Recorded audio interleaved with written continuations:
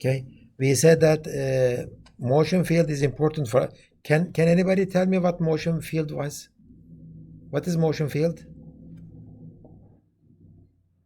Motion field was a set of vectors that go into frames. Projections of real life velocity vectors to our images, right? Projections of real life real life velocity vectors to our images. That was motion field. It is not possible to easily measure the motion field on our images because in the real world we cannot observe the velocity vectors. Okay, so instead what we're going to do is we are going to measure optic flow. That is, how do the patterns on my images move from one frame to another frame to frame. But we should know that motion field is not always equal to optic flow vectors, and we gave a few examples here and there. Okay, but then after that we have no choice but we have to do the motion field, and we came to this. It looks a little bit crowded, but it is not actually. Remember, we assume that we have a function, okay, three functions, xt, yt, and zt, that give us the x coordinate, y coordinate, and z coordinate of a known point in 3D world. Wherever this point moves, doesn't matter. This xyt function, xyz functions follow that point, okay? And this is always in the three-dimensional real world. And let's assume that this happens in the camera coordinate system, but it is still three-dimensional world. Let's assume that this P is the image of that point on our image frame. Okay, so this will have two-dimensional components, xt and yt, because zt is going to be just f. Okay, and then we are defining this function. Okay, this function e, xt, yt, and t is the brightness of that point in time t on our images. Since we know that xt and yt correspond to the same point wherever that point moves on our images, doesn't matter. Okay, we know that this function is a constant function. Change t, xt and yt changes accordingly, okay, because they all dependent on these. Since this is constant, if I take okay, the derivative of e with respect to t, then I should get a 0. That's what we did last time. We said that to get the derivative of e, xt, yt, and t, we would get this. Okay, it's a constant. Take the derivative of this function with respect to t, then we would get it. So how would you take the derivative of a function of functions? This is a function of functions. You take the derivative of this with respect to partial derivative of e with respect to dt, and the derivative of x with respect to t, and then plus derivative of partial derivative of e with respect to dt, okay, and derivative of y with respect to t, plus the derivative of e with respect to t. Okay, so we have something like that. Okay, there are many things that I can remember on this equation. This is called brightness constancy equation, and if I take the derivative of it, I get the 0. In mathematics world, we like 0, right? When you make something 0, you can do many things about it. We said that E is the brightness, right? If you take the derivative of brightness with respect to x, you get the x component of the image gradient. If you take the derivative of brightness with respect to y, you get the derivative in the y direction of the intensity. Okay, we all know that. And if you get the derivative of e with respect to time, you get the time derivative. Okay, I know how to calculate this one. I know how to calculate this one, and I know how to calculate this one. let's do this. Maybe I should draw a, this is my image. This is my image. This is my point. Okay, here the point that I'm interested in. How do you calculate the how do you calculate this value, partial derivative of e with respect to x? I would just take the derivative with respect to x, just take the difference between these two pixels. Okay, so take the difference between these two pixels. How do you calculate the derivative with respect to y? Take the derivative, okay, do this. Take the difference between these two. How about the time component? And in that case, I have the second frame. This is t plus 1. Okay, so in that case, I would take this point and take the corresponding point in the other frame and take the difference. So I can calculate derivative with respect to x, with respect to y, and with respect to t. Okay, so I know this one, I know this one, and I know this one, but I don't know these two things. I have single equation, okay, but I have two unknowns. Okay, I don't know the speed of this x with respect to, okay, I don't know the derivative of x with respect to time, derivative of y with respect to time. That's the optic flow vector actually. So I know only a single equation about this x and y components of the optic flow vector. Okay, so we need to do something. We need to talk about this, and we need to do something. We will come up with a solution. That solution will not be perfect because you cannot make up lost information. Okay, you cannot make up lost information, but for some cases we will find a good solution. Okay, same equation here. Let's call this derivative of e like this. Okay, partial derivative of e with respect to x and e with respect to y, and this is the optic flow vector that I am after. I am trying to solve this one, and then this is the derivative across frames. Okay, before this chapter, before talking about time, we never had anything like that. We never talked about time, right? So this is a whole new dimension. Okay, this should add lots of information to our calculation. That's why we get lots of new information about it. Remember that time to collision stuff? Using just a simple motion information, I can calculate the time to collision. Yeah, so the motion gives us lots of information about the scene and about the camera motion, about the depth of the objects. Okay, good. Okay, so this is the equation that I have. If I put all of these together, remember this is the gradient, this is the time-wise derivative, and this is the two-dimensional vector. Okay, so last time what did we do? Last time we did this. I think we stopped at this point. We said that this is a single equation. This is a vector, dot product, another vector is a scalar, right? Scalar, right? So this is a scalar. Scalar plus scalar is another scalar. Okay, so I don't have a vector. So if I have this, what would you get? Okay, let's try to do this. Let's try to isolate this one. How would you isolate it?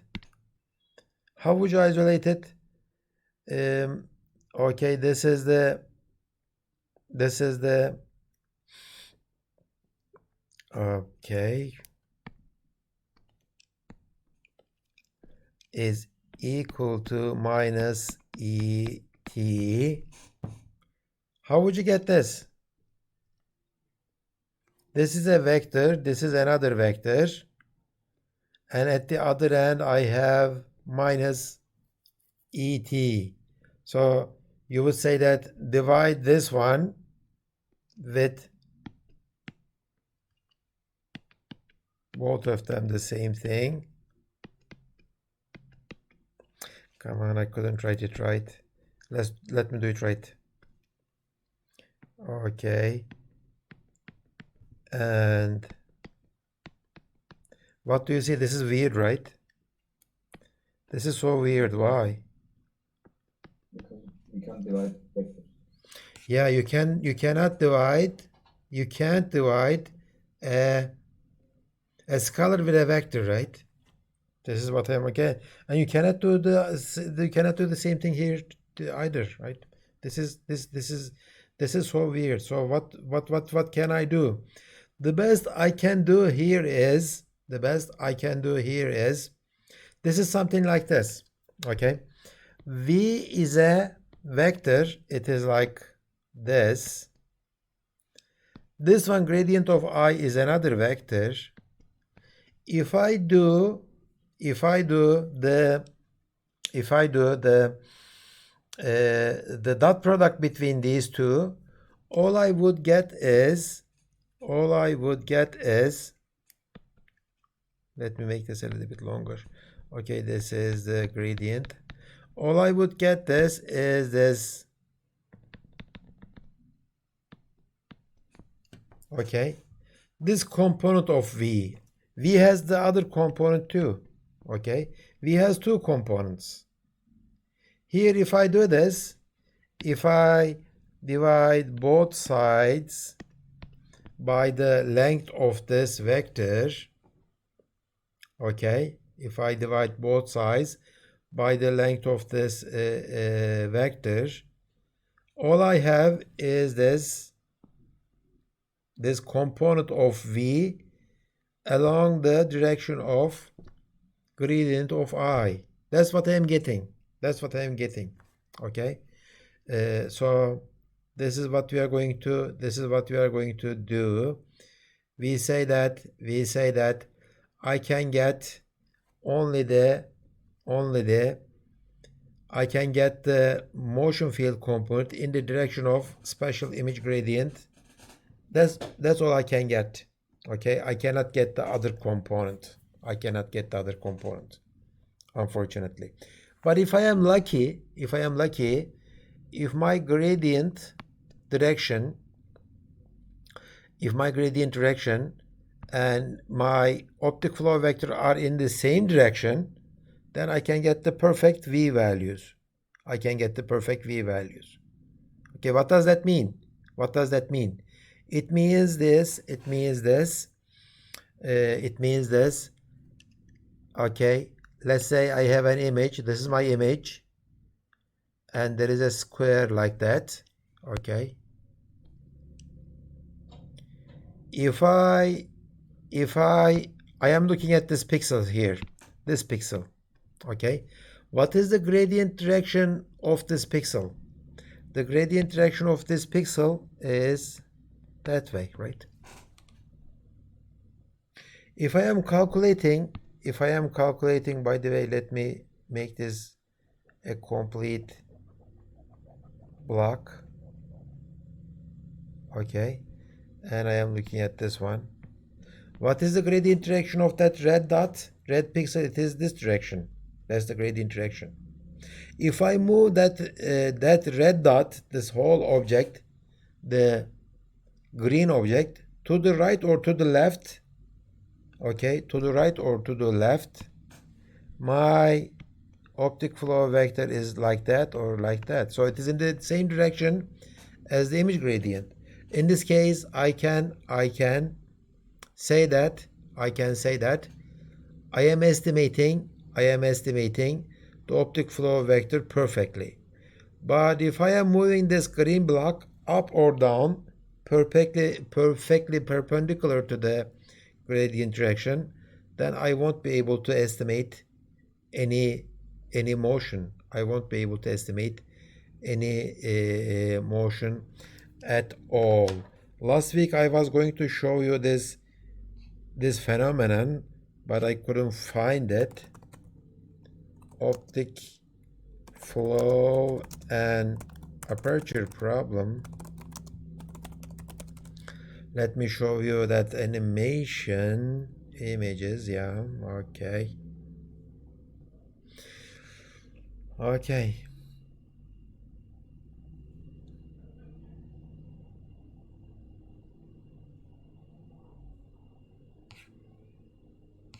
I am not talking about these.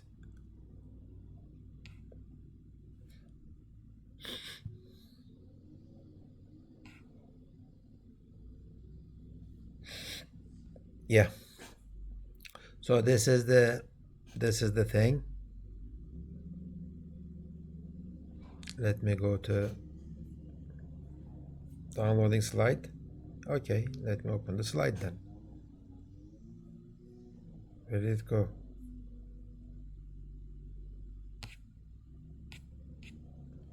Somebody's trying to show me the aperture problem.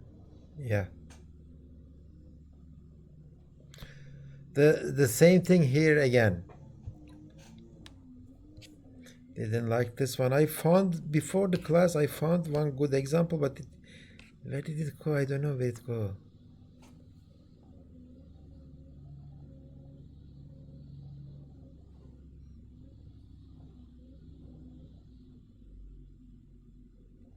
Yeah, okay, this one.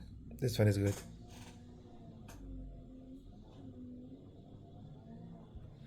Everybody's okay.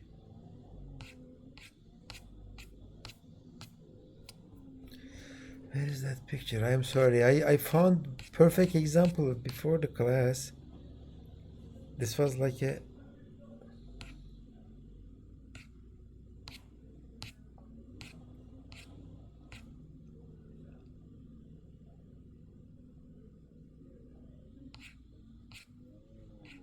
I need to show you that. Okay. I had it on my slides, but my PowerPoint stuff just messed it up.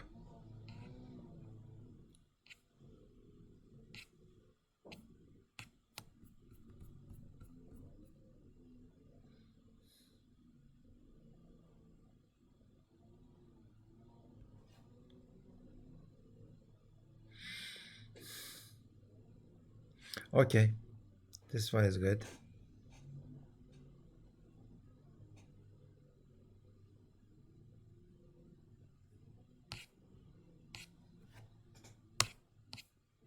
Come to the same position. Okay, good. Yeah.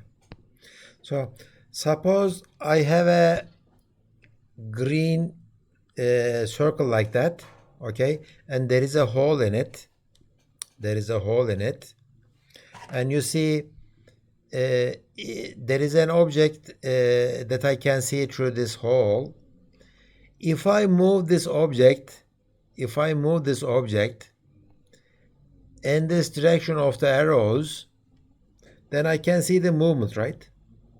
Because I am moving that object in the direction of the gradient of that object, okay? That object has a gradient. In the direction of these arrows. If I move that object in this direction, I am moving them in that direction. But if I move this object in this direction like that, okay, I won't be able to see any motions at all. I won't be see any motions at all. This is called the aperture problem. Why do we call this aperture? Because you are looking at a single pixel. This equation here, this equation is about a single pixel. Okay, if you move this pixel in the direction of the gradient, I can observe a motion in the next frame. But if I move it, okay, perpendicular to the gradient, you won't be able to see any motion at all, like this. If you move this single dot in the gradient direction, like in the blue direction, I will see a like this one, okay, I will see some motion. But if I do this, you won't see any motion. Okay, maybe I could do this with this experiment. Let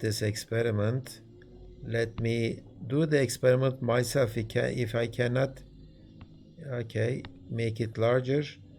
Pen, large pen, green pen, and size is very large, 16. Okay, good. But I don't want any opacity. Opacity should be 100. Okay, good.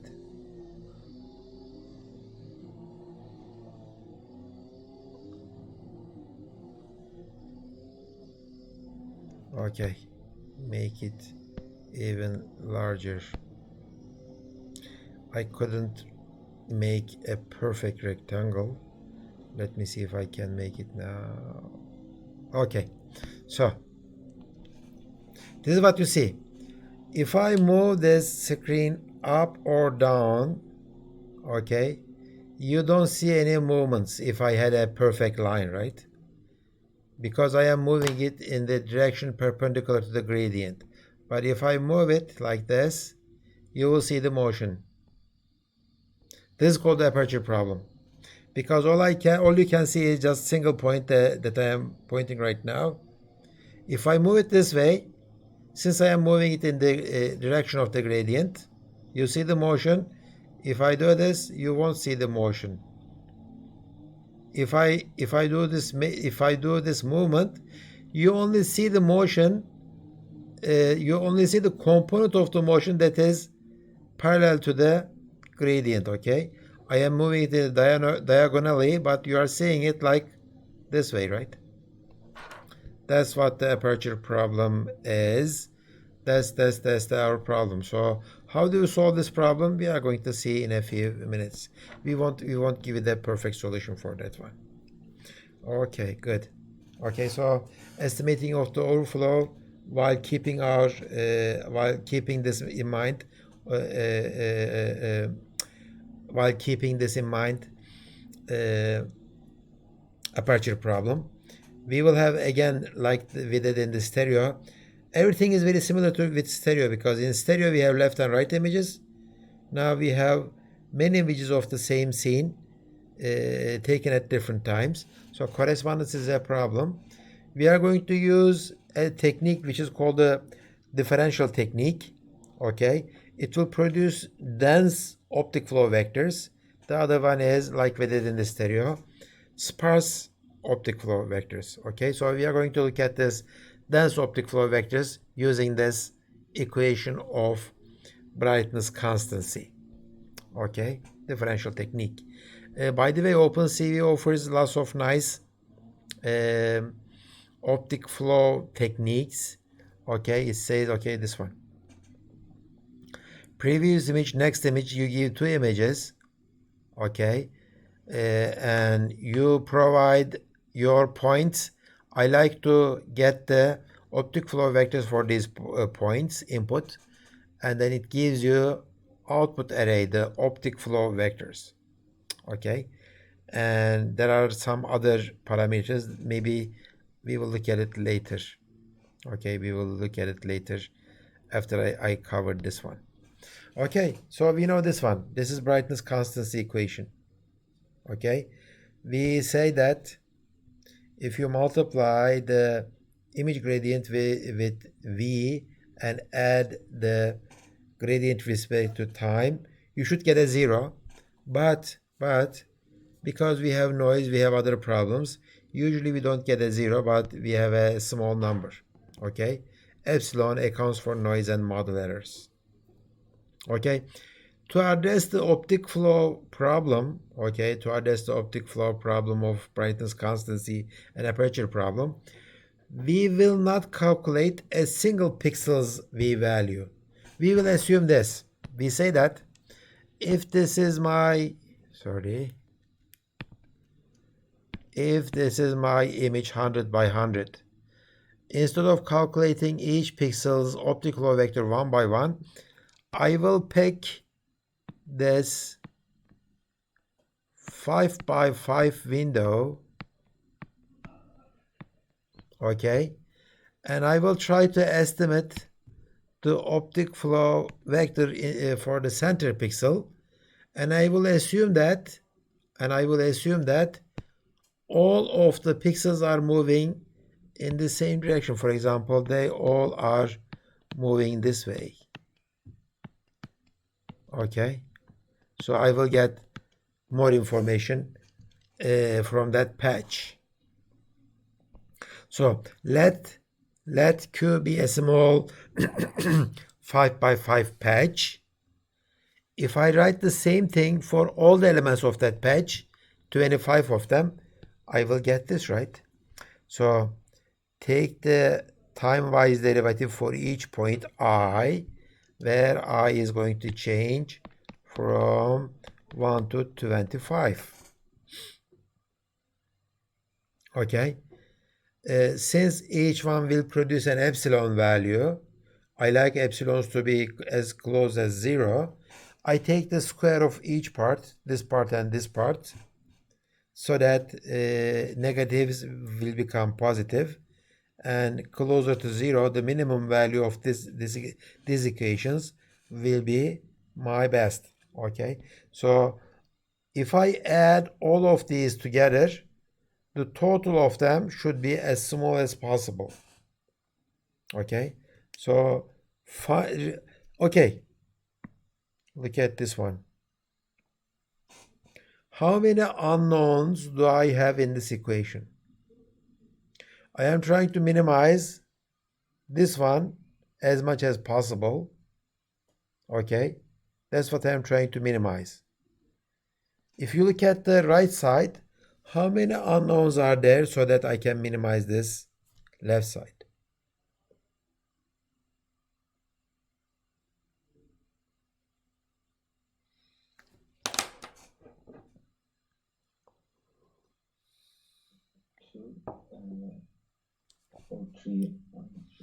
Exactly, 2 unknowns. What are those unknowns? Vx and Vy, right? Vx and Vy. All the rest could be calculated from the image. Okay, this is the pixel gradient. This is the time gradient. Spatial gradient. Spatial gradient. This is from space, right? Don't get confused with spatial. Spatial means it is special for that case only. It is individual for that case. Okay, spatiality. You know that, right? This comes from space. Space is noun. Spatial is the spatial is the adjective form. Okay, so the spatial gradient. Okay, this is the time gradient, and I know those. So that means what? This equation means that find a v valued with 2 component v value, vx and vx and vy, such that this value becomes minimal. That's what I'm trying to find. So this is like a good example for a least squares solution, but we know how to do the least squares using the single value decomposition. That's what we're going to do. Okay, so the same equation set, 25 of them, from P1 to, okay, P25. They all are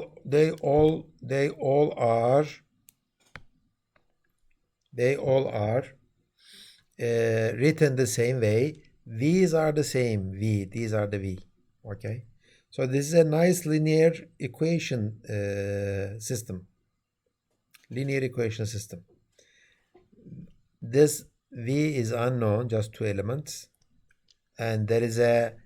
Could you tell me the structure of this right side?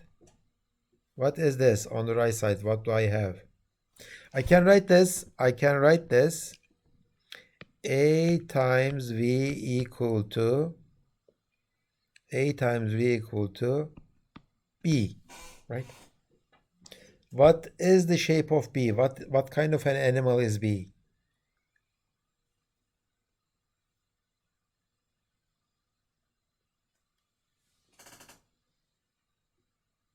What is the size of a V? Okay, tell me the size of V. It's a 2-element vector, right? So V is a 2 by 1 vector. That's it. How about B? What is the size of B?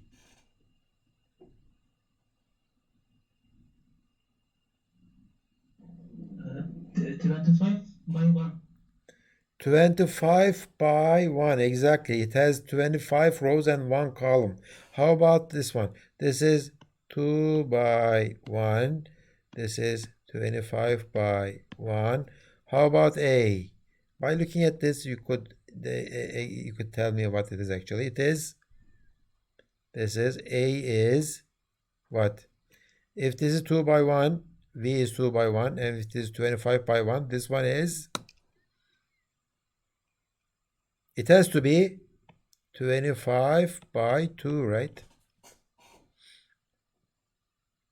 Each row has two components, the x and y gradients of the pixel 1, pixel 2, etc. And there are 25 pixels. Why? Because I am talking about an image patch of 2 by 2. Okay, 2 by 2. So I am going to solve this. A times V equals to B. I know the B values, I know the A values. I like to solve V. It looks like I am going to find a perfect solution, right? It looks like it. Because if I do the math, okay, how are you gonna do the math? Let's try to write it again. I am going to try to write it again. How would you do the math? A times V is equal to B. Okay, so how am I gonna do this again? If I A minus 1, okay, I solved it, right? But there is a problem with this one. I can't do that. Why not? It's not square. A is not square, right? It is 25 by 2. A is not square. So what would you do to make it square? So maybe I could do, how about this? AT and AT, right? If I multiply A with AT, right? That would be nice. This is A is what? A is 25 by 2. Let me use a different color. A is 25 by 2. AT is 2 by 25. If you do this, what is this? AT times A. So it's a 2 by 2 matrix, right? It's a 2 by 2 matrix. So that's nice. So what am I going to do now? Tell me what am I going to do? Make it a little bit smaller so that it fits. So tell me, what would you do? I would multiply each side by what? A transpose A inverse. Yeah, exactly. And A transpose A inverse. So that will give me, okay, this will go away. This will go away. This will go away. And I will get V. Good. That's good, right? So do you see any problems here? The only problem is, what happens if I don't have the inverse of ATA, right? If I don't have the inverse of ATA, that means that if ATA is a singular matrix, okay, its rank is not 2, then I am in trouble. I cannot find V. If ATA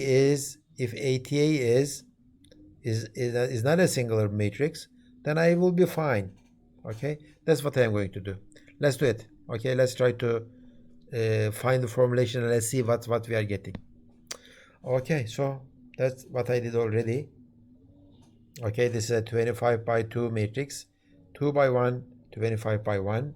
I already did that, and I already did these derivations. I have this system AV is equal to B. A is this, B is this. Okay, 25 of them, 25 of them. By the way, this is n square. N is 5, n square is 25. And V is just 2 elements. V is just 2 elements. Okay, and this is the same conclusion that we came at. V is equal to ATA inverse times AT. Okay, let's see what kind of matrix is this ATA. Okay, I like to find this ATA.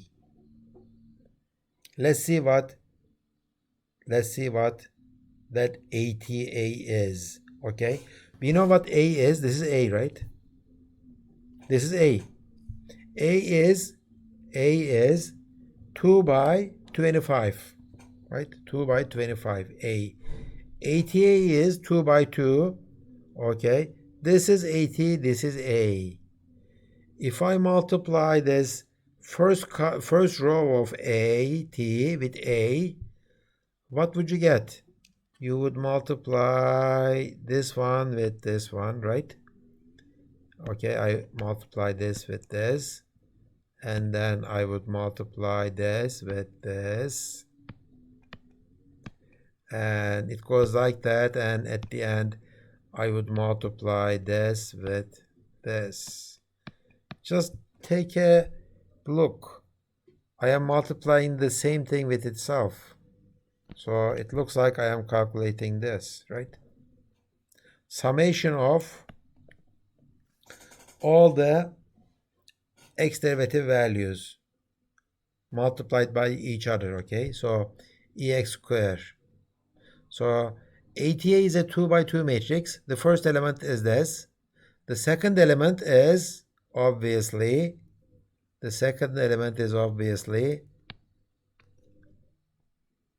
okay, calculated like this. If I multiply these with those, you would get summation of EX and EY for all the elements in the 25 by 25, 5 by 5 matrix. And this one will be the same, and this one is here. Okay. So do you remember this matrix? Do you remember this matrix? Yeah. It is the same matrix that we have used for corner detection, right? We calculated, how did you calculate, how did we estimate the corners? We say that we would take a 5 by 5 window, calculate this matrix. If it's a full matrix, if it has 2 eigenvalues, then there is a corner in it. If it's a single eigenvalue, there is an edge. If there are no eigenvalues, then in that case, we assume that it's a constant region. That's what we are doing. So in this case, in order for this to be reversible, because we are going to take ATA minus 1, right? I need this to be a full matrix, rank of 2. I need 2 eigenvalues. Okay, I need 2 eigenvalues. Okay, it's the same thing. This means what? I can calculate the optic flow vectors of such regions if that region represents a corner. That's very interesting, right? If that region represents a corner. Otherwise, I cannot calculate the optic flow vector. Remember what did we say? If we are lucky enough to have our motion vectors perpendicular, parallel to the image gradient, then we can calculate optic flow vector. And mathematically, we are arriving at the same conclusion. If there is a corner there in this region, then that means that corner means what? Wherever you move, there is always a change.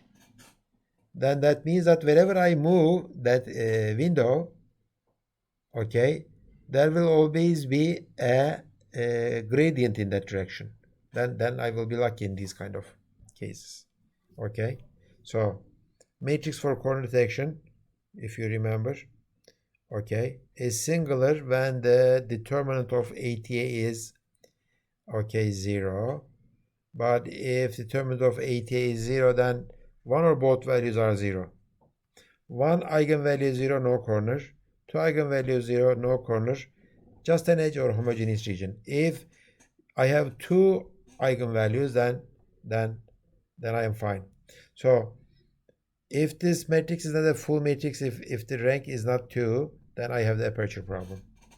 I cannot solve it.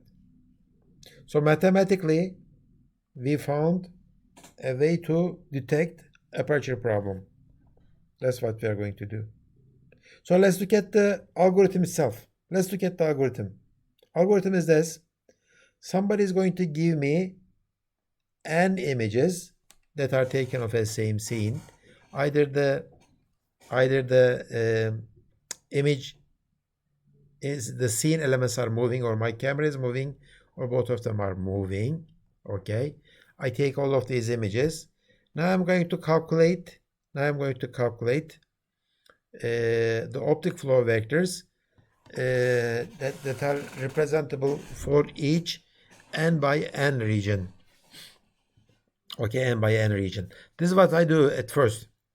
There is a sigma s, the standard deviation for the smoothing Gaussian filter along x and y. So this is a spatial smoothing. So I am smoothing all of these images in x and y dimensions using this sigma. But then I am doing something else. I am running another Gaussian filter along the t dimension. Okay, along the time dimension.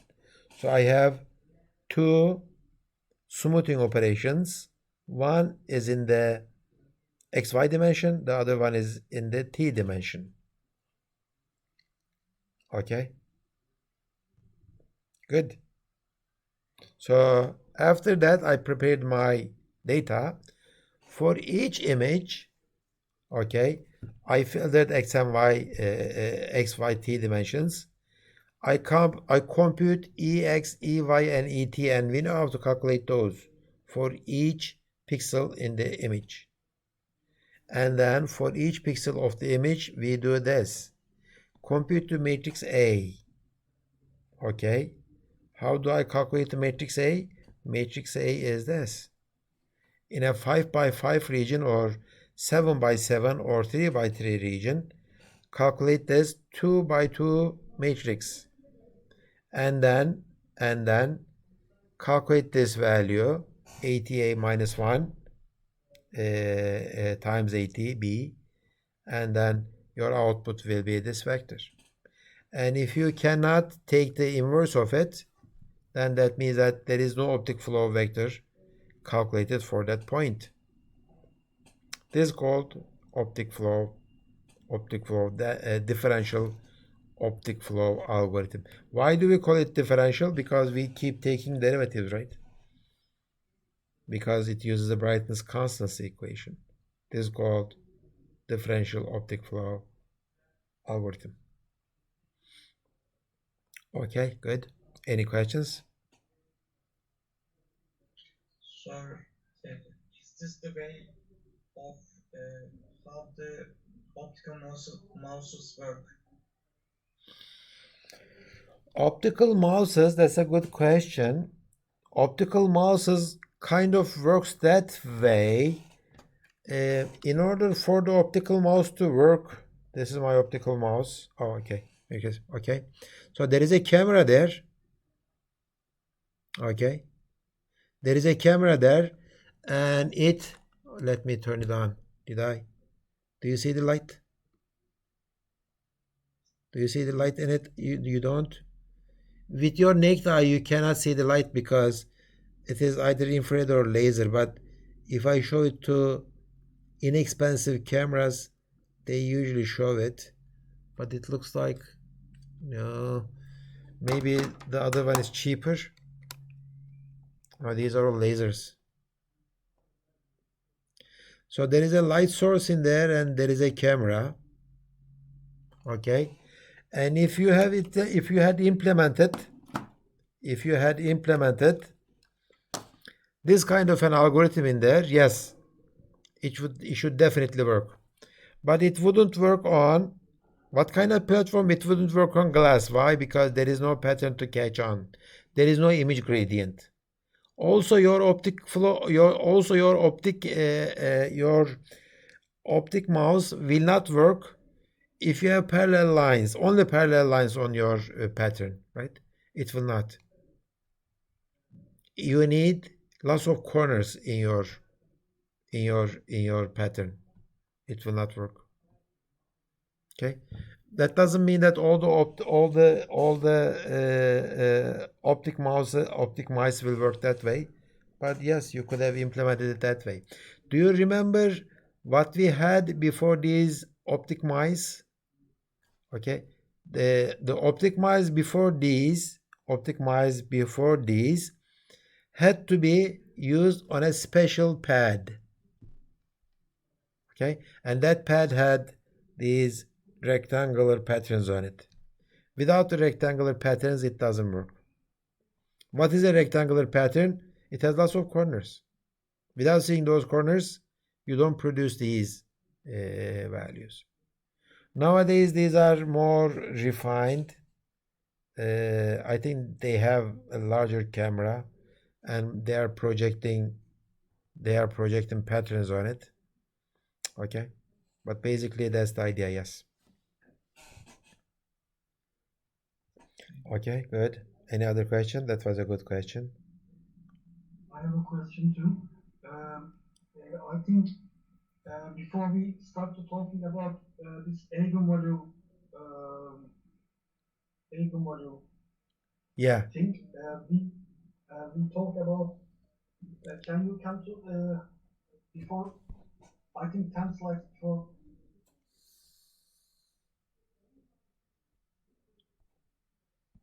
No, before that.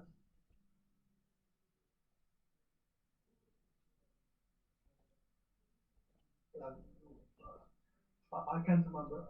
Maybe I will ask you. You mean this? Yes, exactly. In this part,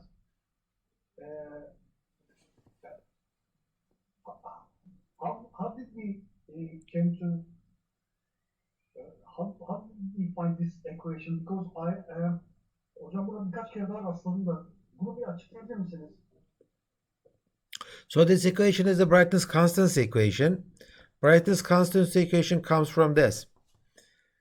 If you follow the same point on this three-dimensional world, okay, since this is the brightness of the same point, okay, this is a function. I don't have this function at all, okay, this is an intensity function. When you say give me like 1 to 7, it will give you a brightness number. It will say 25. What is 1? 1 is the x dimension, 2 is the y dimension, 7 is the z dimension or t dimension. This is just the intensity function in 3 dimensions. But I am saying that I have these two special functions, x and y, xt and yt. This xt and yt are somehow following my objects. Okay, if they are following my object, and if I give the outputs of this function to my e, it should be a constant, because the same object should look exactly the same wherever it moves in my three-dimensional world. Doesn't matter. So it's a constant. Then if I take the derivative of this function with respect to t, I should get a 0. This is what I did actually. I took the derivative of this function with respect to t. Okay, this is a function of functions. When you took the calculus class, they teach you how to take the derivatives of functions, right? That's what I did. I take the derivative of functions on functions. When I did that, I see familiar faces, image gradients. This is not talking about the taking the derivative with respect to object or anything, right? This talks about the taking the derivative with respect to x and with respect to y, with respect to t. This one doesn't include any objects in it. This one doesn't include any moving objects. This one doesn't include any moving objects. Moving object information is here and here. Okay? That object's image speed in x and y dimensions. Okay? But this is only for a single pixel. For a single pixel, calculating this x component and y component is possible, but I have only a single equation, two unknowns. What am I going to do? Here in my example, we said that let's try to estimate this by looking at the neighborhood. Okay, if I look at the neighborhood of a single pixel 5 by 5 region, it is possible to calculate this Vx and Vy only if there is a corner in it.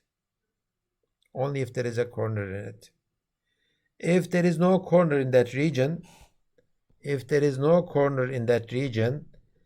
that region is like this red dot, because in that red dot there is no corner, right? Then this algorithm won't be able to calculate optic flow. This algorithm will be able to calculate optic flow only for this part, this part, this part, and this part. The rest, it is either edge or constant areas. I won't be able to calculate them. By the way, let me fill these in. Okay. And I know this because my intuition says the same and my equations are saying the same. Okay? Well, I need the gray parts. You mean this one? Yes. Well, this one says that this is only what you can get, okay? You can get only the, okay, this is a scalar and this is a scalar. Scalar over scalar, you get another scalar. You get some kind of a component. That's the component of the V on the gradient of the image, or projection of this V on the image gradient vector. V has two components. One of them is this component, the other one is that component. Okay? And I don't know the angle between them. I have only a single component. I don't know the angle between them. So the other component cannot be calculated. I can do this only if I am lucky enough to have this V and gradient of the image in the same direction, because that component is the V itself. Okay, thank you very much. Okay, so how could that happen? It happens around regions like these red dots. Why? Because in those kind of regions, I have all kinds of image derivative, right? Because those are corner regions.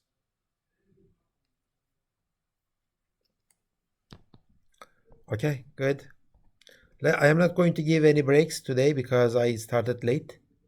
I will continue until 4:30. The other thing is that next week we will have another 3 hours of class next week.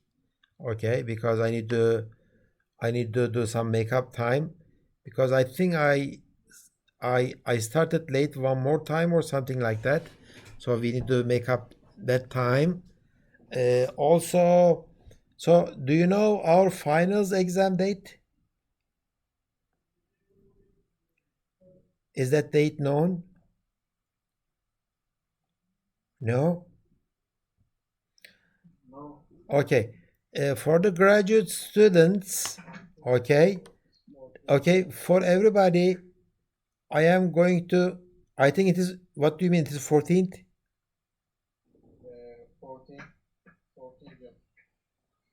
14th of June. Where did you get that information? Academic calendar, maybe.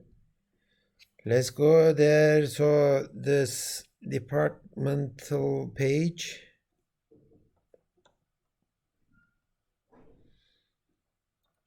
Where is it? I think he's talking about the finals week. No. Well, final starts at that time. I am talking about our. Okay, let's look at the academic calendar. Okay, GTU.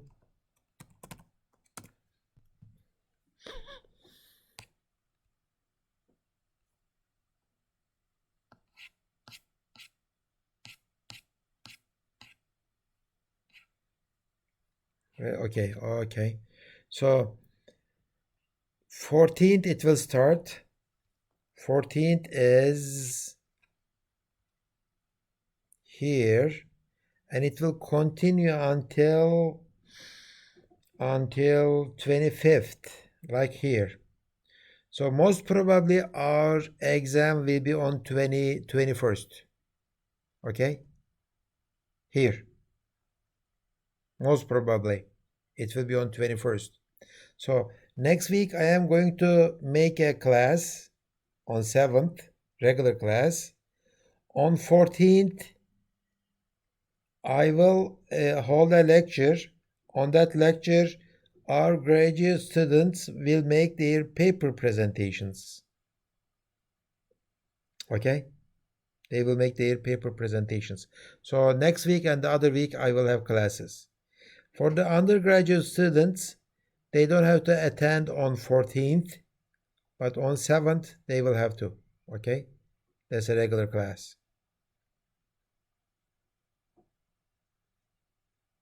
Okay?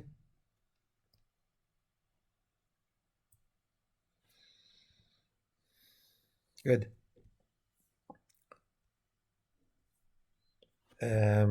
So next week, as I said, I am going to hold a makeup session. Okay. We talked about this, and this is what we do. Constant flow. Again, if you like to do the feature-based techniques, what you're gonna do is run your feature point detector here and there, and try to match them using flan or any other kind of measures. Okay, but in this case, unfortunately, you won't be able to use epipolar geometry. Why not? Why can't you use epipolar geometry to help you establish the correspondence between these two frames? Can you tell me why? Because our baseline is 0 here. No, it is not 0, because I mean, it might be 0, but it doesn't have to be. But okay, that's one good. You are saying that our baseline could be 0, then epipolar geometry will not work. But if it is not 0, then in that case, can I use it? I mean, if I am moving my camera like that, if I am doing this, okay, this is my camera. See, if I do this, my background and foreground is changing differently, right? Because I am doing it left and right.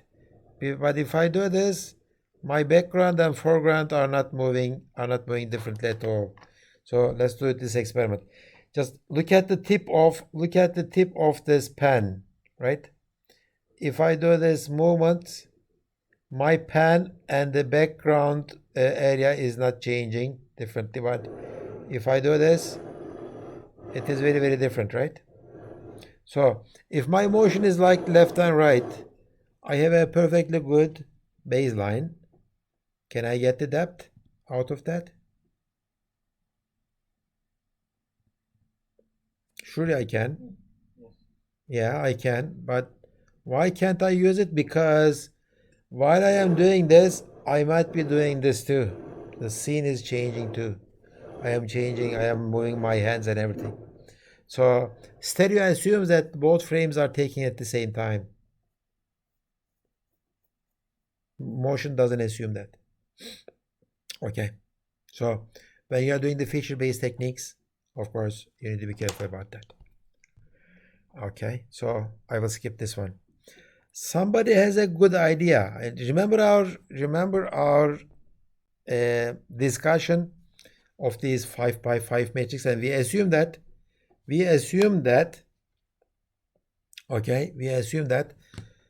all the pixels in this 5 by 5 matrix has the same V value.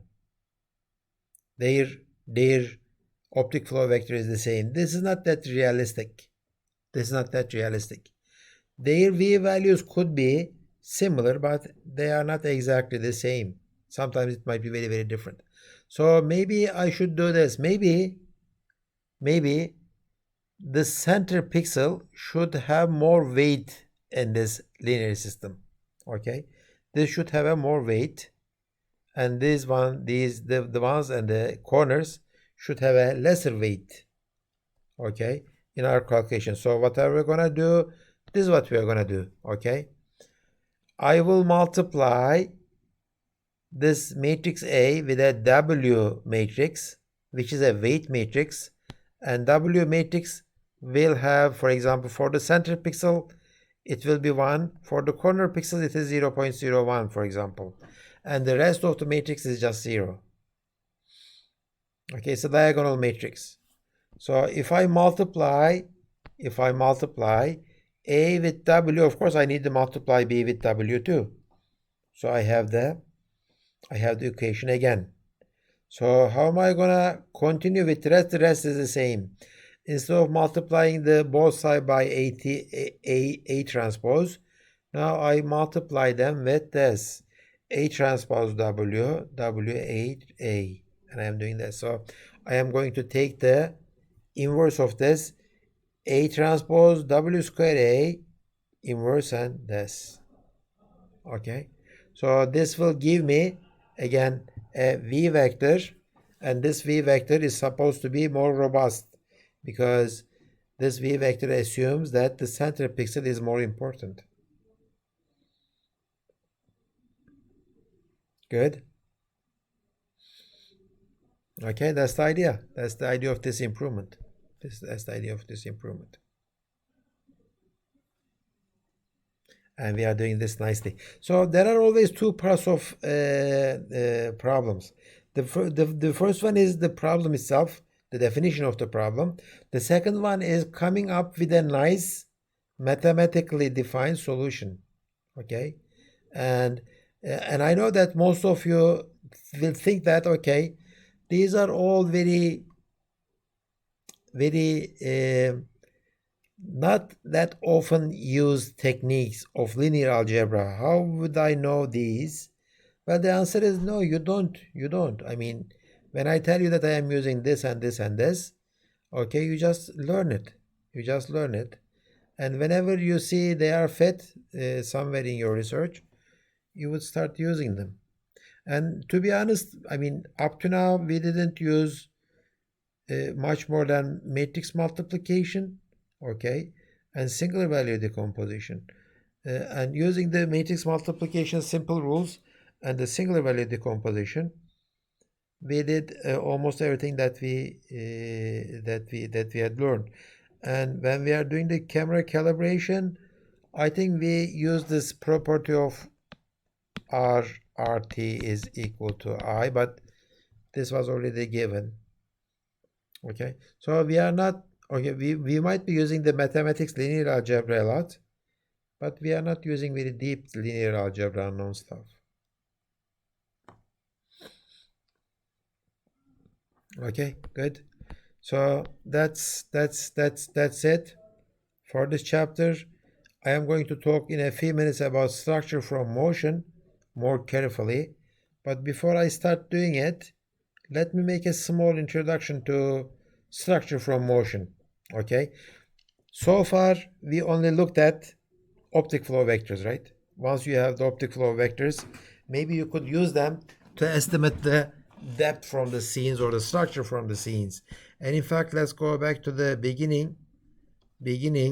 Remember our formulations of motion that we have derived before. For example, this one. We said that if our optic flow vectors are like this, then I could calculate the z value of each point. How do I do that? This is what would I do. We will say that for each point, get the optic flow vector, take the length of that vector, divide it by f, and take the x and y speeds, real world x and y speeds of the points, and square them and take the square root, and that will give you the z. So if you know the optic flow vector, and if you know f, if you know those, you can get the z values. We kind of can get these, but previously I did this. Okay, this one says that, okay, if you know the optic flow vector, and if you know your position on the image, and if you know the z speed of that point, you can get the depth of that point. So I mean, maybe I could calculate this one. Yeah, I know definitely these two. And how about this one? This is expensive to calculate. Also, this P0 includes Tx and Tz. Those are not easy to calculate. But anyway, if you have the optic flow vector and some more information, you can calculate the depth. Can we do better? I mean, can we do better than that? Structure from motion kind of says that, okay? Structure from motion is going to do this. Let's say I have 3 points on the real world, okay? P1, P2, and P3. They are three-dimensional points. I have a camera. Camera is at this position. Then I move my camera here, then there, then there. Okay? So I have 4 images of the same scene, and my camera is moving. While my camera is moving, my intrinsic parameters of the camera doesn't change, but my extrinsic parameters change, right? Okay? My extrinsic parameters change. So what do I have as unknowns? I don't know the x, y, z positions of these 3 points. I don't know the translation and the rotation matrix of this camera, this camera, this camera, and this camera. Okay? So 9 unknowns here, 9 unknowns, x, y, z of 3 points, and then 3 rotation elements for this camera, and 3 translations. Okay, 6 here, 6, 6, and 6. So total of 24 unknowns of these cameras, and 9 unknown from the real world. Okay, 24 plus 9, 33 unknowns. 33 unknowns. And I have this large linear system. P1 times M1 is equal to P1 prime. Here it is. Okay, P1 times M2. Okay, P1, 2 here, that one. Okay, I have this large system, linear system. So system is large. There are 32 unknowns, and the unknowns are P's and the M's. Can I solve this large linear system? The answer is yeah, well, at least you can try. We could, for example, put some random parameter numbers inside this M and P and multiply them together and try to get these P values, the camera, the image positions. If it works, then that means that by coincidence you found a solution. If it doesn't work, then try changing them. Take the gradient descent, okay? Run some kind of a numerical approach. Okay, you could try that, right? So this is called structure from motion. Structure from motion tries to calculate the camera parameters, also the structure of the real world.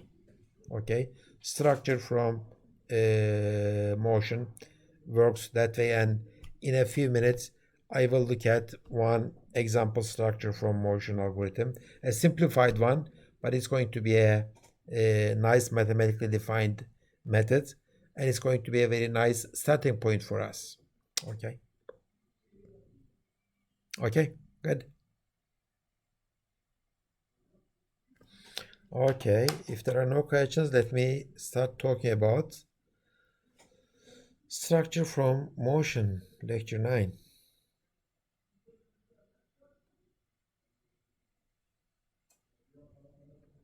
As always, I stole.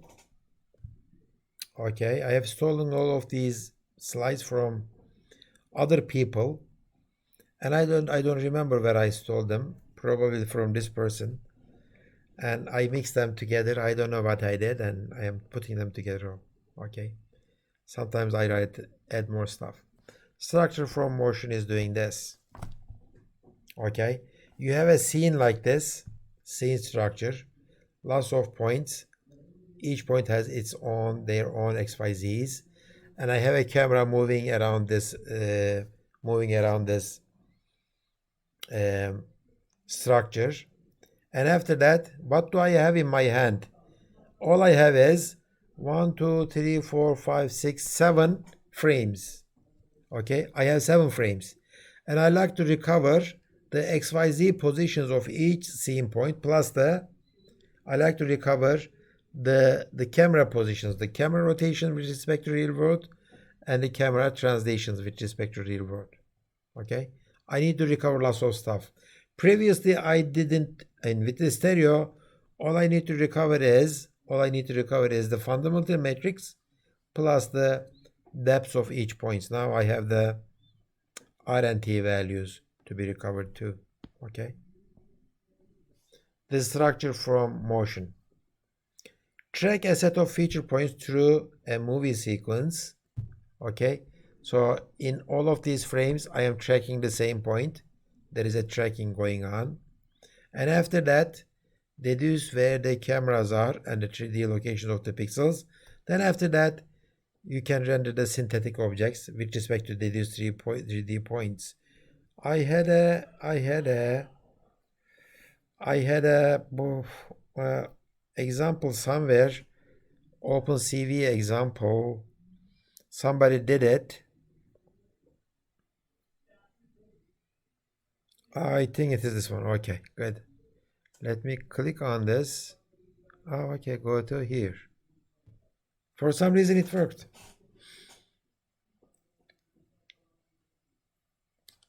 So this is OpenCV.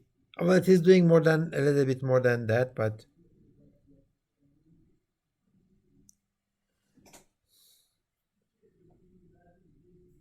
so you take a number of frames of this structure.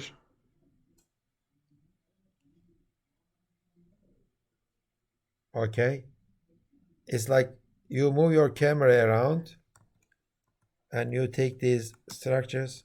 Is this Italy? I think this is Rome, right? Do I know this building? I don't know this building. Anyway, okay, so you have a video of this scene. You have lots of images. And suppose you know your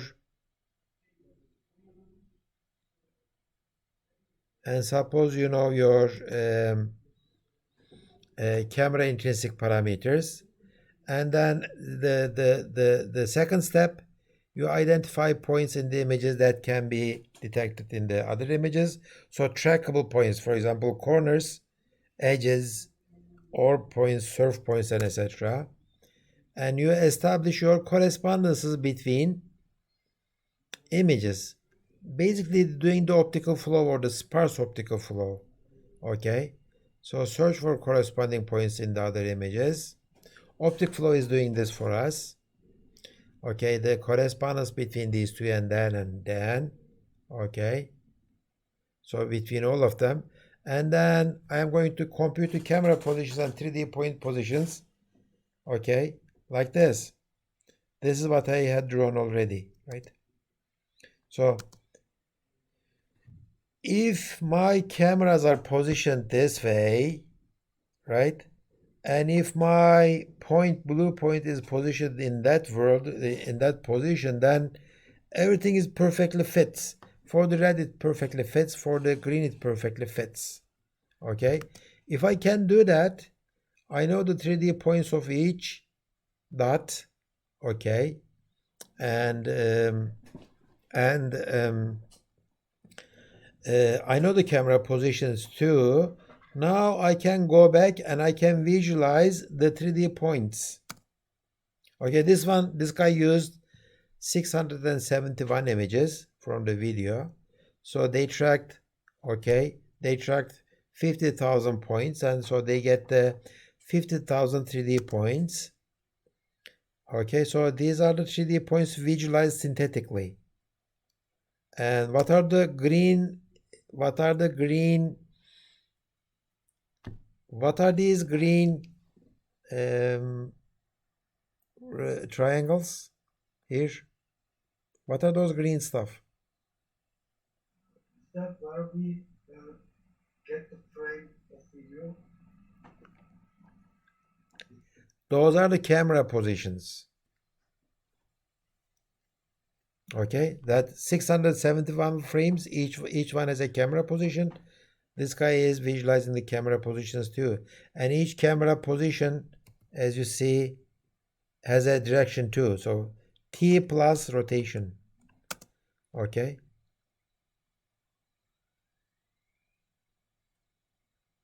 So I can synthetically look at the structure any way that I want. If I like to put the texture back on the structure, the texture, that is the color information, then I can get the reconstruction perfectly. Okay, this is good. So there are total of 50,000 points in this 3D world. Okay, surface from 3D points.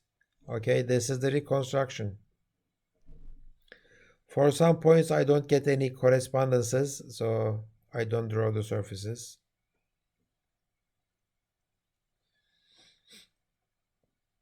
So this is basically what you get from structure from motion. That's what we are going to do now.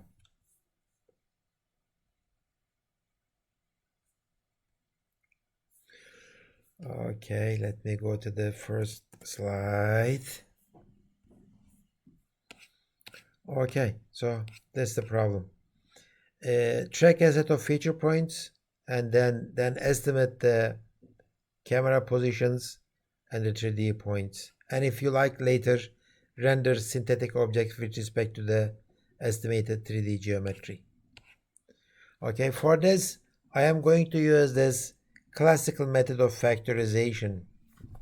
The name factorization, why they had chosen that name, will be clear when we start using the factorization technique. The goal is this, okay? Combine the point correspondence information from multiple points or multiple frames to solve for scene structure and camera motion. And maybe not for your surprise, at the end somewhere we are going to use the single value decomposition for the factorization algorithm.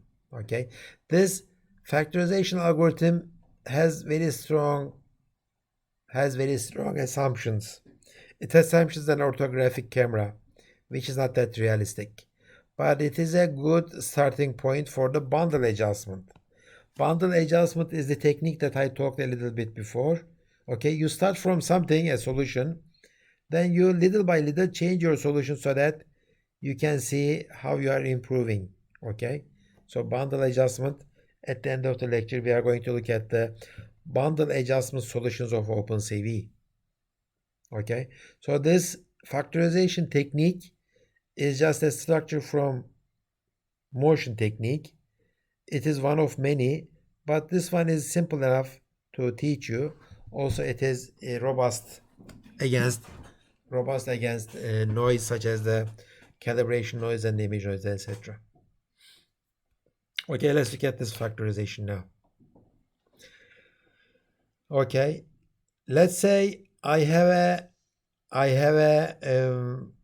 a world point, a 3D point in the world coordinate system, px, py, pz in pw.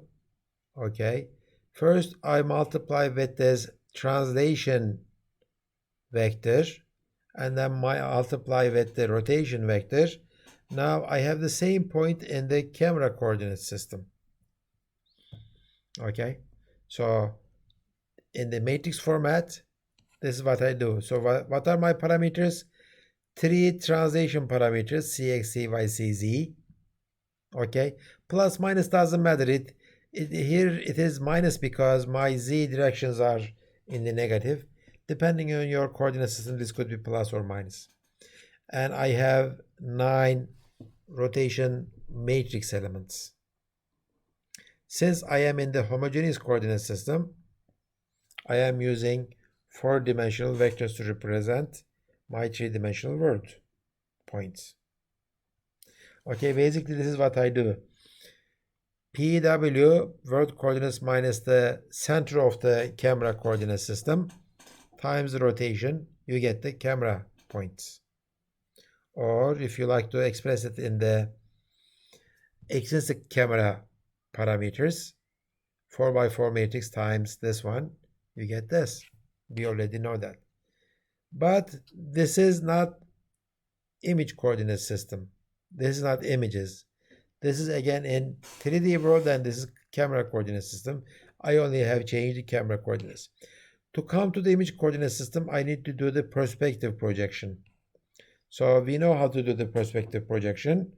You know these equations, right? These are non-linear, but I make them linear if I use the homogeneous coordinate system. Okay, we know the effects of the perspective projection. Okay, closer objects are larger, far away objects are smaller, and this helps us a lot. Perspective projection. Okay, sometimes people use this weak perspective projection. What is a weak perspective projection? Instead of dividing each value by its z component, you divide each of these components by the same z0 component. Okay, so that means what? That means what? All the objects look the same size regardless of their depth from the camera. Okay, so this small cube will not look like small again, small as before. It will look like the same size with this one, because I am dividing all the x and y values with the same z0 value. Previously, I used to divide them with their own z values. This is called weak perspective transformation. Okay, so weak perspective is parallel projection and scaling to simulate change in size due to object distance. So if you choose z0 some large value, all the objects get smaller like in the images, but they get smaller in the same ratio. Okay, so this is lots of help in terms of getting rid of this z. And if we use the full orthographic projection, I assume that all the z0s are 1.0. So this is our projection now. Take the image z x value as real world x value. Take the image y value as the real world y value. This is called orthographic projection. This is a very strong assumption, highly simplified case, very large simplification, not realistic, but we are going to try this to start from somewhere. Okay, this is called orthographic projection. And if I like to represent orthographic projection with our intrinsic parameters, we are going to do this. This is what we had before. Okay, the camera coordinate systems of points x, y, z. If I multiply them with ff1, this is what I would get. At the end, I would get these equations, but this is a linear matrix multiplication now. Okay, this is nice, but remember, I don't like the scaling of f and division by z. I am going to get rid of this f and z with the orthographic projection, and this is what I do. This is the orthographic projection matrix. It is 2x4. Okay, it is 2x4 matrix. I don't have the third and fourth rows. And if you do the multiplication, this is what I get. 1 times x and get rid of those. 1 times y and get rid of the rest. And that's it. X is x and y is y. That's it. Okay. So my intrinsic parameters are reduced to just this 2 lines. You might think that this is oversimplification. Yeah, that's what I'm saying. This is oversimplification, but if the objects are not close to you,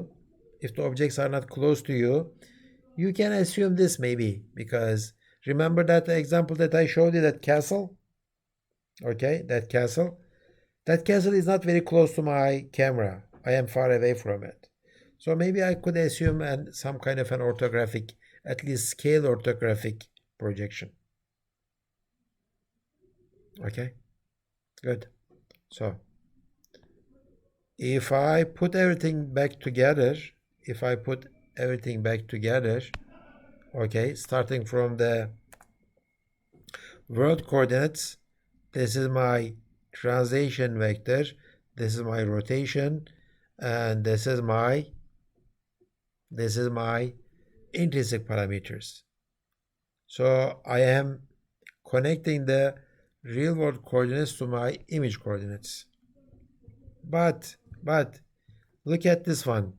This means that 0, 0, 0, 0, okay? When I multiply this matrix with this matrix, okay, this line will go away and this line will go away because these are zeros, right? So let me try to do it with different colors. So this blue will be multiplied with this blue. Each will go away. This red will be multiplied with this. This red will go away. So I will end up with this equation now. So I got rid of the third component of the rotation matrix. Good. Less parameters to estimate. And looking at this one will take away this one too. Sorry. This one will take away this one. Okay. Well, I couldn't get rid of any of those, but anyway, that's the case. So that's what I get.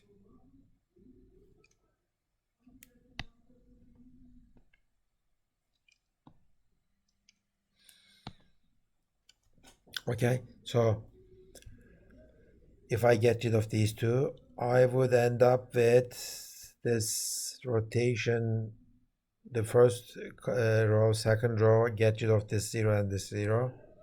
Okay, and instead of multiplying this with this one, I just say that, okay, remember what this one does. Px times 1 times minus cx, so it is this one, and that one. So I ended up, after my strong assumptions, very simplification of the real world, I end up with this projection equation. The things that I don't know in this world are, okay, tell me, if I give you a video of that castle, I give you the video of that castle which has 670 frames, okay, what do you know in this equation from those images? What are the unknowns of this equation by looking at those images of the castle video?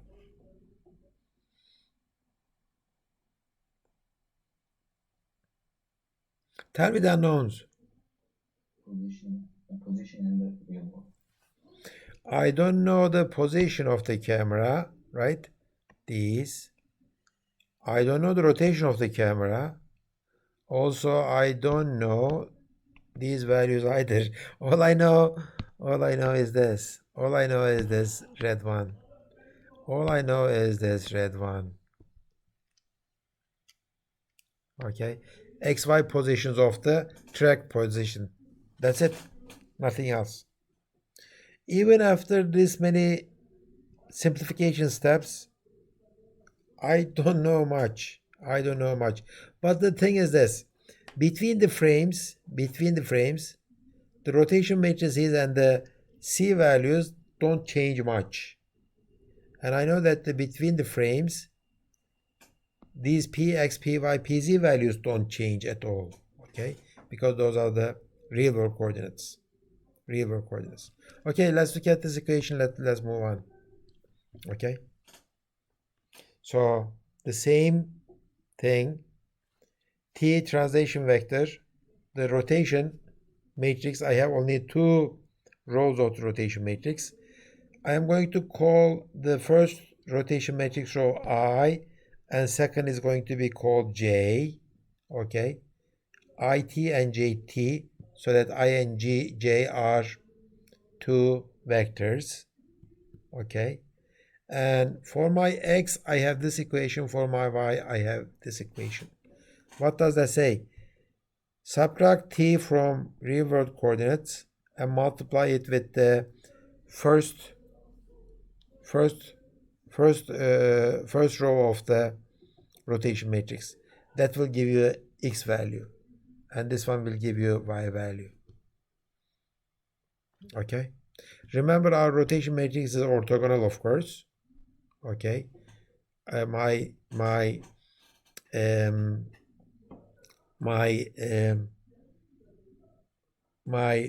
rotation matrix has 9 elements, but I have only 2 of them, and I have it has 3 vectors in it. I have 2 vectors in it. I have 2 vectors of it, I and J, and since they are orthogonal, I can write this: I dot product J should produce 0, right? I dot product J should produce 0, and I times I should produce 1, because I don't know what this 0 is here. So I'm going to use this equation somewhere, and I don't remember why I put it in here. Okay, so how many times did I write these 2 equations in this semester?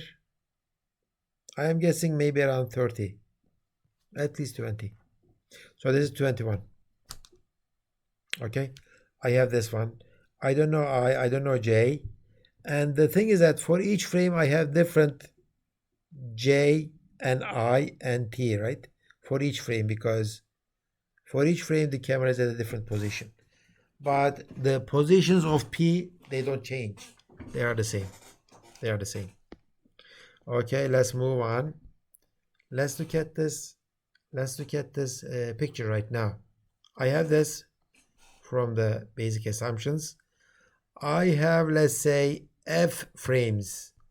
What did we have previously? We had, for that castle video, from 1 to 670. There are 670 frames on that video. So F is 670. At each frame, okay, I am tracking at each frame. I am tracking many points, and I think it looks like I had to track 50,000 points, right? So our N is 50,000. Our N is 50,000. So that's lots of data. I am tracking 50,000 points for 670 frames. So 670 frames, that means that each frame has its own I, J, and T. And also I have these 50,000 three-dimensional points. So some notation for frame I, for point J, this is the X position of frame I, okay, of the point J of real world, Xij. I changes from 1 to F, J changes from 1 to N.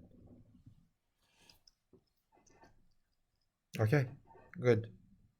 So unknown. To make them work, I am going to put them in a large matrix, in a large linear matrix, and I am going to do some stuff, and I'm going to find the solution. Okay, I have M points and F frames. The thing is this: I don't know where my real world coordinate system is. Do you know the 0, 0, 0 point of that castle? Does anybody know that? No, nobody knows it. There is no such thing as the 0, 0, 0 origin of the real world because we assume some place. So, first trick, this is what we are going to do. We say that we take the average of all the points from 1 to 50,000, okay? And we say that our center of gravity of all of those points will be the origin, will be 0, 0, 0. Let me do this way, 0, 0, 0. Okay, that's our assumption. That's our assumption. Okay, to make this 0, 0, 0, I need to subtract this center of gravity from each of these points, so that this would happen. That's what I am going to do now. Okay, so since I assume that all the average of the points are 0, 0, 0, then remember this equation. If I write this equation from 1 to n, it transpose minus pi minus tt, okay, if I write this, this is the center of mass of x coordinates in frame t. Let's say I have this frame t. In frame t, I have these 50,000 points. Okay, what is the x average of all of these 50,000 points? It's this one. Let's say it is this one, x and y. This formula will give me that one.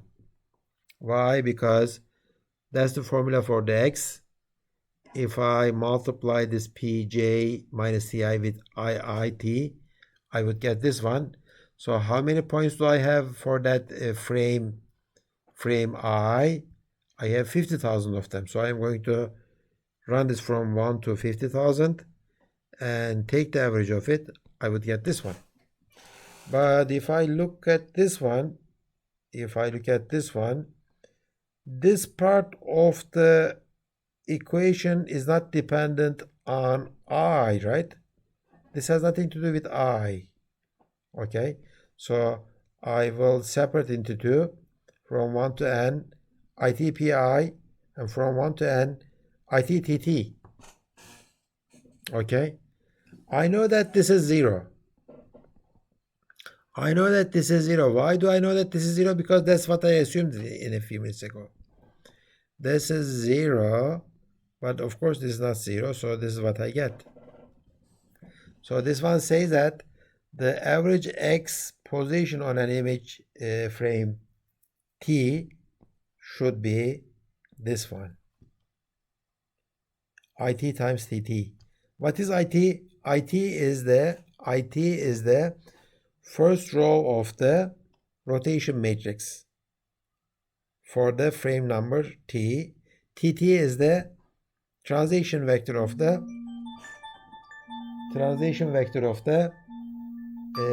camera at frame t.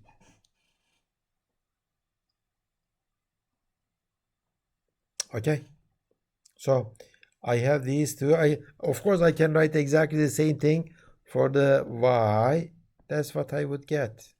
Okay, so again, these two are x and y, the average x and y components of the tracked image points on frame number t. Okay, let's continue plugging this in. Okay, and if I do the same trick, subtracting these, what did I do? I subtracted this point. Okay, I subtracted this point from all the real world points so that this average becomes 0. And I'm going to do the same thing for the image points. Subtract of the center of mass of the 2D points in each frame. Okay, just take this minus.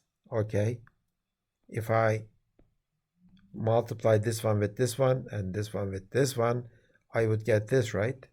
So, and I know that this is the This is the average of all the image points in that frame. So I would put this one here. Okay, so this one would be our new points would be xi minus, okay, the average of all those points in that frame, and I would get this one, ITTPI.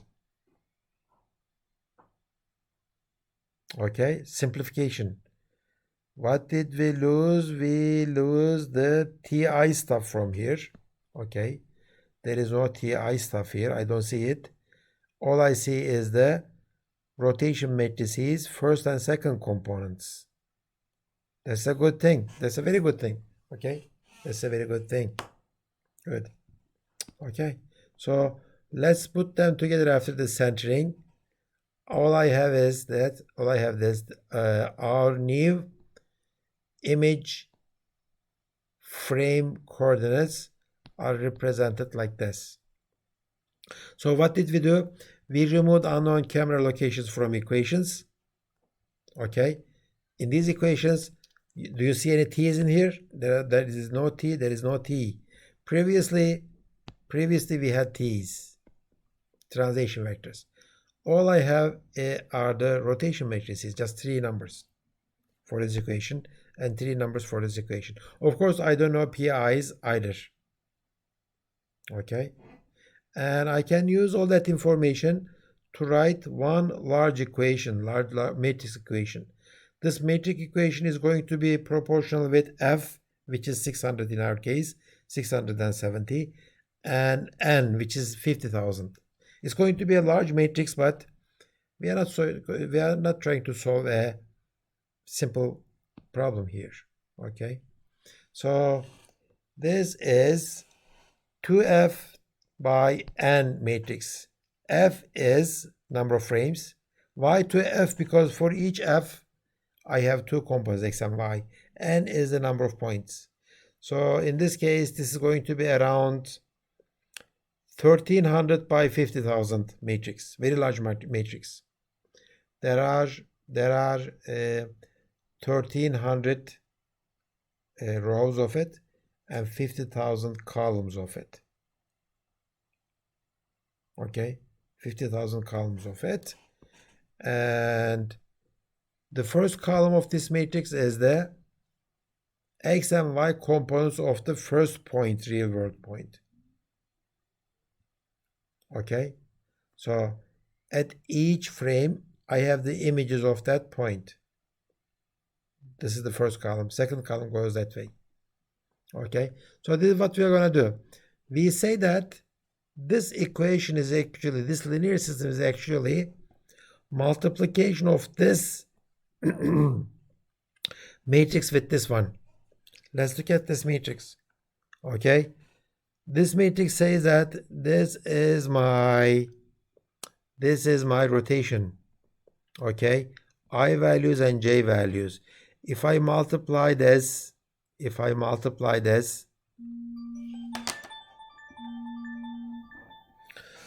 just a minute, I need to take this one. Alo. Aleykümselam Naci abi. 5 dakika dersin bitirip yola çıkıyorum, tamam mı ben?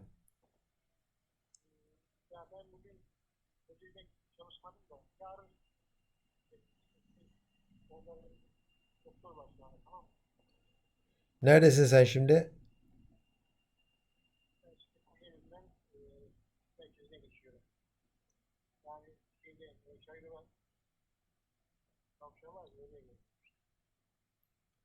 Ben seni nereden alacağım? He.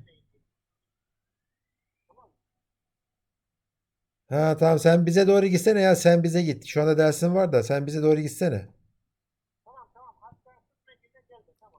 Ben gelmeyeceğim, sen bize git, bize. İyi ol, hadi görüşürüz. So I could get this equation by this matrix multiplication. Why? Because xit is equal to IT times PI, okay? I1 times P1 is this one. I1 times P2 is this one, okay? So this is a very simple matrix. This is 2F by 3. Why it is 3? Why is this 3? Where does the 3 come from? Tell me. What is this 3? And what is this 3?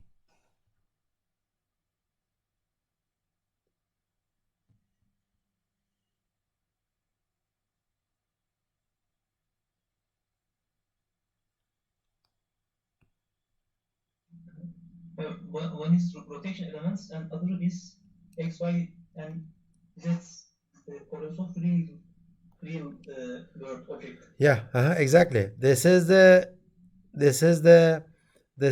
dimension of the rotation matrix, 3 by 3 rotation matrix, and this is the three-dimensional word. That's where it comes from. Okay, so if I multiply this 2F by 3 matrix by this 3 by n matrix, I would get this equation. And I know every number in this case. I know all the numbers in this case, but I don't know these two. Okay, I know this one, but I don't know this one or this one. What is the size of this one? This is very large. This is 1300 by 50,000. So what is the size of it? Let's say instead of 1300, I am going to simplify it. 1000 by 50,000 is going to be this much, right? So 500,000 elements in it. Very large matrix. But I can get this matrix by doing this, by what is 2F3? This is 2F is 1000, right? 1000 by 3, 3000 elements in it, plus 2, 3 times, so this is 115,000. So instead of 500,000 elements, we are talking about 18,000 elements. So 18,000 element 2 matrix multiplication will give me this matrix. So this matrix is very, very redundant matrix, right? It's very, very redundant matrix. It must be repeating the same thing over and over and over again because I have this. Okay, I have this. So there is a very nice theorem in linear algebra, rank theorem. Okay, let's look at this rank theorem. Okay, so again, centered measurement matrix. I know everything about this. I don't know this one and I don't know this one. I know all of those 500,000 numbers in this one. I am after this 3,000 points unknowns and 15,000 unknowns. And if you look at them, actually, in this one, I have only the IAJ components of the rotation matrix, right? So this is all about rotation, and this is all about the scene points. So this matrix is the motion camera matrix. This matrix is about the structure. This is motion, this is structure. Okay, so is there a way to find these two matrices that make up this large matrix? Okay, the answer turns out to be yes. Okay, we are going to do this rank theorem. Okay, the rank theorem says this: if this is a matrix of a multiplication of two matrices, the rank of this matrix is the minimum of the ranks of either of these matrices. Okay, so this is a 2F by n matrix. Okay, this one is a 2F by 3 and 3 by n. Okay, since there is a 3 and there is a 3 here, the rank of m could be at most 3, the rank of s could be at most 3. This one, the rank of w could be at most 3.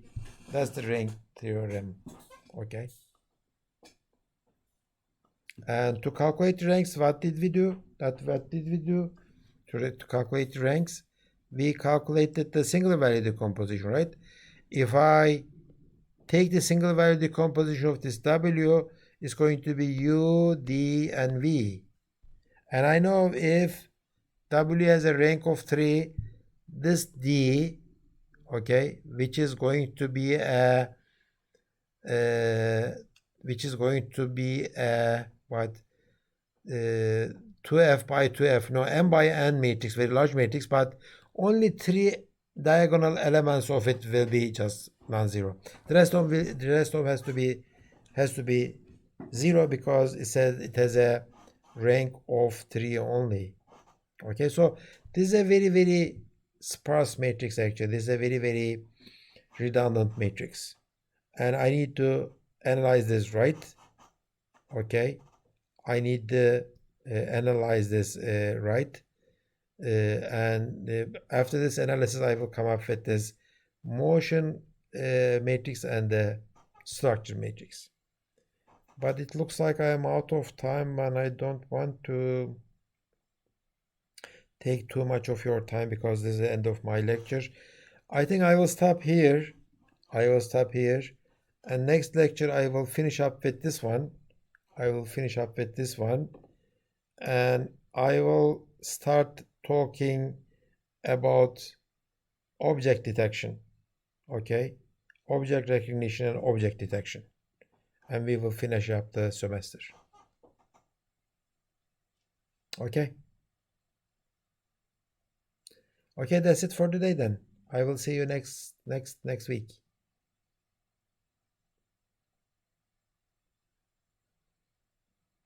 Thank you so much. Bye.